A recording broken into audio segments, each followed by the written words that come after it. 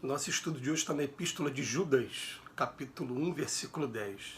Estes, porém, dizem mal do que ignoram, e naquilo que naturalmente conhecem, como animais irracionais se corrompem.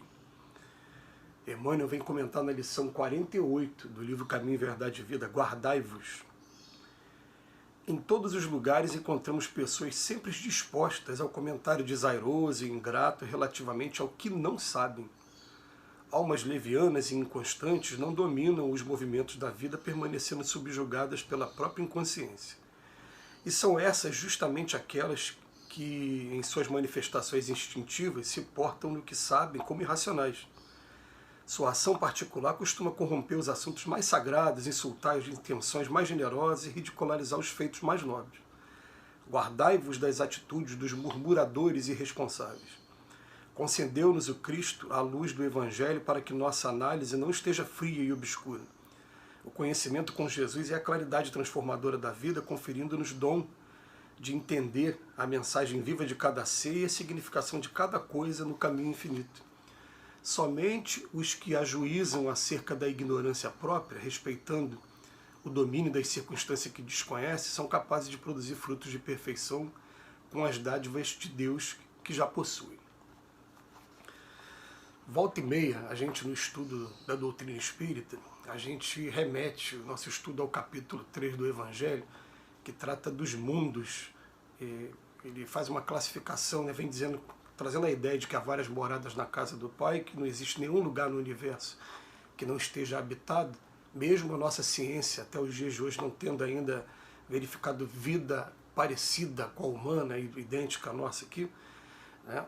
E nem uma espécie de vida, mas dizem para a gente que tem vida, e falando sobre o estado moral desses planetas. Quando vai falar do nosso, que é o que a gente conhece, eles colocam o nosso mundo no segundo degrau. Falam dos mundos primitivos, onde estão as primeiras encarnações daqueles espíritos ainda saídos da mão do Pai, ainda muito próximos da ignorância, simples e ignorante. Então, ainda não tem nem a inteligência desenvolvida e nem a moralidade desenvolvida. E quando chega para falar do nosso, ele fala que o nosso mal sobressai sobre o bem, e que a característica nossa aqui nesse planeta é que nós somos, ou desconhecemos o Evangelho, ou já conhecemos e somos rebeldes à prática do Evangelho de Jesus. Muitos de nós já têm até o conhecimento dos versículos bíblicos, já tem a voz da consciência cobrando, mas na hora da atitude, a nossa atitude ainda titubeia, a gente não consegue ainda praticar o Evangelho em toda a sua extensão. E o Cristo, por isso mesmo, ele vem chamando a atenção o tempo todo para que a gente concentre a nossa energia na gente mesmo, a gente pensar assim, eu preciso reformar meus sentimentos, eu preciso reformar meus pensamentos, eu preciso modificar a minha maneira de ver a vida e de ver o próximo também. Mas quando fala com relação ao próximo, algumas sentenças que são muito ditas e vale a pena a gente estar sempre lembrando. Perdoai não 7 vezes, mas 70 vezes 7. Para de olhar o cisco no olho do outro enquanto tem uma trave no nosso. E quando a gente começa a olhar o lado bonito que as pessoas têm, porque não existe uma pessoa sequer nesse planeta que não traga um lado luz e um lado sombra, mas a gente tem uma tendência a focar na sombra, a olhar logo o lado feio. É interessante que nesse mundo, curiosamente, uma pessoa faz 1 milhão de coisas boas, mas quando faz uma coisa ruim, ela fica marcada por aquela coisa ruim que ela fez. Vai ficar sempre sendo lembrada que fez como se fosse uma exigência, uma eterna exigência de que você fosse perfeito, 100% perfeito. Não existe perfeição na Terra, e é claro que aqueles que criticam também estão muito longe da perfeição, mas eles chamam a atenção para a gente do poder destrutivo que tem uma coisa que a gente chama de fofoca. Ele fala de burburinho, mas o poder destrutivo, principalmente, porque a gente já conhece aquela história velha do telefone sem fio. É uma brincadeira que eu me lembro que a gente fazia quando era criança mesmo, na escola, de botar 15, 20 pessoas, uma vai contando no ouvido da outra, quando chega no último, a história chega toda deturpada, chega toda bem mais simplificada, ou então com detalhes que não existem, porque cada um fantasia de uma maneira, e assim é o poder da fofoca. Cada um fala uma coisa, e daqui a pouco, quando chega no ouvido da pessoa mesmo, fala, caramba, eu não fiz nada disso, e você fica com uma fama. Hoje a coisa está até pior, porque hoje quando você faz às vezes a pessoa, por leviandade mesmo, por irresponsabilidade, faz uma brincadeira de mau gosto, atribuindo a prática de um determinado crime ou de alguma conduta a uma determinada pessoa nas redes sociais. Aí fica lá a rede social assim, ó, devemos localizar essa pessoa para divulgar, para que isso não aconteça de novo. E daqui a pouco aquela pessoa é um vizinho seu, alguém identifica e pode até cometer um crime contra aquela pessoa, como a gente já viu aí, de essas práticas aí de linchamento tristes que a gente ainda tem, lembrando a Idade Média, mas ainda tem em pleno século XXI. Então quando a gente começa a estudar o Evangelho de Jesus, Emmanuel termina dizendo aqui pra gente, ó, somente os que ajuizam acerca da ignorância própria, respeitando o domínio das circunstâncias que desconhece, são capazes de produzir frutos da perfeição e perfeição com as dádivas de Deus que já possuem. Somente quando eu reconheço o meu estado ainda, eu olho para mim e falo assim, caramba, por que eu estou nesse mundo? E sei exatamente por que eu estou nesse mundo hoje. Eu olho para mim e falo, realmente eu mereço estar nesse mundo ainda. Eu não mereço estar no mundo ainda perfeito, não, que eu ainda tenho muita dificuldade com o Evangelho. Eu olho para mim e tenho muita dificuldade. Quem convive comigo sabe, eu tenho. E mais ainda, porque dessa vez eu tenho o conhecimento, mas na hora da prática, tenho uma dificuldade muito grande.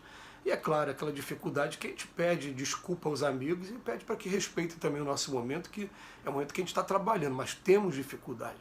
A gente reconhece isso, por que não reconhecer a dificuldade das pessoas que estão convivendo com a gente? Todo mundo tem seus problemas também, e o que a gente precisa muito é estar uns dando as mãos aos outros, um ajudando os outros.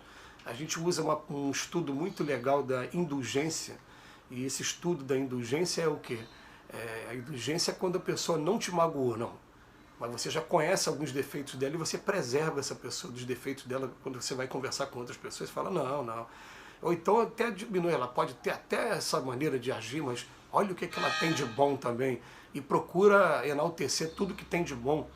Eu lembro que num dos evangelhos que não estão canonizados na Bíblia, que foi localizado no Mar Morto, na década de 40, tem momento que Jesus passa com os discípulos perto de um cachorro morto.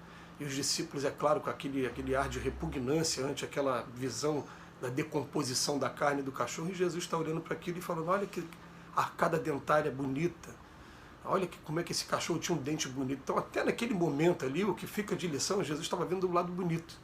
Não estava vendo o lado feio. O lado feio todo mundo tem. Mas ele está olhando o lado bonito, porque dali investe naquela luz, aquela luz aumenta cada vez mais, e daqui a pouco vai cobrindo também o resto de sombra que a gente tem. E é assim que todo ser humano evolui, todo espírito evolui. Então a gente tem que começar a ter essa visão também, né, de se poupar de alguns comentários, de murmúrios, enfim, porque você pega um versículo desse, Judas está sendo bem rigoroso até em suas palavras, né? Estes dizem mal do que ignoram, e naquilo que naturalmente conhece, como animais irracionais se corrompem. Guardai-vos das atitudes dos murmuradores irresponsáveis, diz Emmanuel para a gente. Vem chamando a atenção para a gente. Quando a gente começa a se entregar ao ato de falar mal ou falar daquilo que a gente não conhece, a gente simplesmente está trazendo para o nosso lado também espíritos que gostam de falar também, que gostam de causar arruaça, de causar problemas também. E a gente, quando estuda a obsessão na doutrina espírita, a gente vai estudar a subjugação, e a gente lembra que existe muita subjugação moral, aquela que não vai se manifestar somente fisicamente, não aquele espetáculo triste de um espírito dominando o outro. Não, né? Às vezes é moral. Moral por quê? Porque a pessoa está tão acostumada a falar coisas erradas, coisas ruins da vida dos outros, que naturalmente os espíritos se chegam a ela, daqui a pouco não é mais ela que está falando, são os espíritos que estão falando através dela também. Agora, quando a gente começa a pegar o costume de guardar a nossa boca, guardar a nossa garganta, quando tiver que sair daqui palavras, meu Deus, me ajude, que só saia coisas boas, coisas edificantes, coisas que eu não venha me arrepender depois. Me ajude para que das minhas palavras, da minha boca, só saiam palavras que vão estar ajudando a grande obra de regeneração do nosso planeta. Aí é uma prece diária que a gente vai fazendo para a gente ir se acostumando e disciplinando que é possível disciplinar sim. Que Jesus nos abençoe hoje e sempre.